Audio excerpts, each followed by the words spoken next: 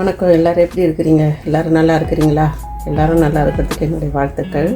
இன்றைக்கி நான் உங்களுக்கு தர்பூசணி காயில் ஒரு சாப்பாடு செஞ்சு காட்டுறேன்.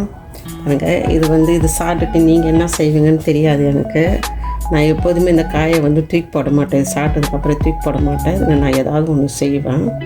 நீங்கள் என்ன செய்வீங்கன்னு தெரியாது. ஆனால் இப்போ நான் என்ன செய்கிறேன்னு பாருங்கள். இப்போ இதை வெட்டிட்டு காட்டுறோம் உங்கள்கிட்ட. இதை பாருங்கள், 2 துண்டு எடுத்துக்கிறேன். நான் பழத்தை வெட்டிட்டேன், பின்னாடி இருக்கிற அந்த தோலையும் எடுத்துட்டேன். இப்போ இதை பொடி பொடியாக வெட்டிக்குவோம்.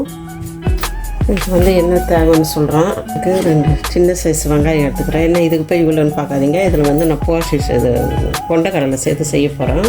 அதனால தான் பாருங்கள், 2 சின்ன சைஸ் தக்காளி எடுத்துக்கிறேன். கொஞ்சம் கருவேப்பிலை எடுத்துக்கிறேன். 2 துண்டு தர்பூசணி காய் வெட்டி வச்சுக்கிறேன்.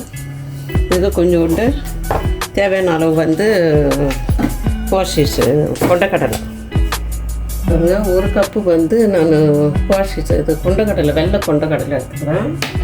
கொஞ்சோண்டு 1/2 டீஸ்பூன் இந்த பூண்டு தூள் எடுத்துக்கிறேன். இப்போ கடுகு உளுத்தம் பருப்பு போட்டுக்கிறேன். 1/2 டீஸ்பூன் கடுகு,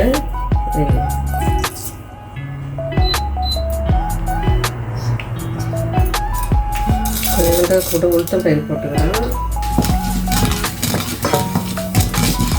கொஞ்சோண்டு ஜீரகம், 1/4 டீஸ்பூன் ஜீரகம், கருவேப்பிலை,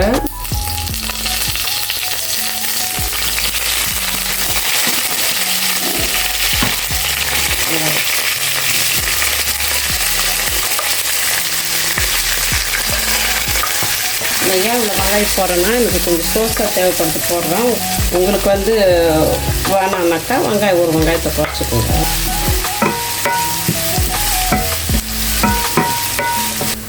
பாருங்கள், இந்த தூள் பூண்டு இது அரைச்சி காய வச்சு தூள் பண்ணியிருக்கிறது. இதை நான் கொஞ்சம் போடுறேன். உங்களுக்கு நீங்கள் 2-3 பல்லு பூண்டு தட்டி போட்டுக்கோங்க.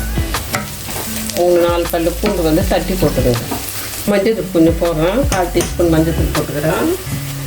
டீஸ்பூன் ஃபுல்லாக எடுக்கலை நான், அதனால் 1/2 டீஸ்பூன் வச்சுக்கலாம். கொஞ்சோண்டு போட்டுக்கிறேன்.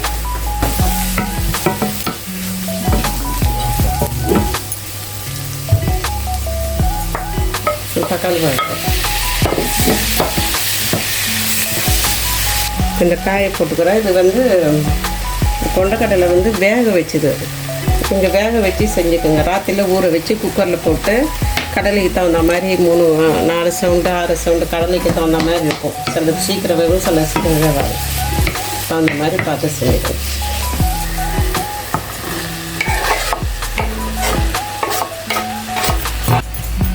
இந்த கடலையும் போட்டுக்கிறேன். இது வேக வச்சு தான் இருந்தாலும் போட்டு போட்டுக்கிறது நல்லது. இதெல்லாம் விரைச்சி ஊற்றுற மாதிரி கொஞ்சோண்டு தண்ணி ஊற்றுறோம்.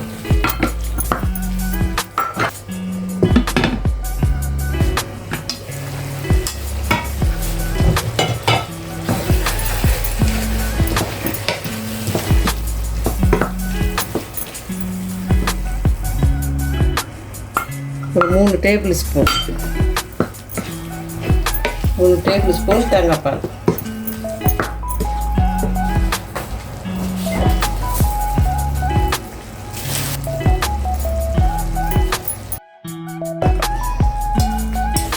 இந்த பாருங்கள், தர்பூசணி கொண்டைக்கடலை பொரியல் கிடையாது. இது கூட்டு மாதிரி செஞ்சுருக்கிறேன் நான். பொரியலுன்றது வேறு, அது நான் செஞ்சுருக்கிறேன்.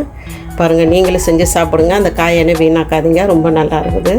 நீங்களும் செஞ்சு சாப்பிடுங்க. எல்லாருமே சந்தோஷமாக இருங்க. அடுத்த வீடியோவில் பார்ப்போம். பாய்.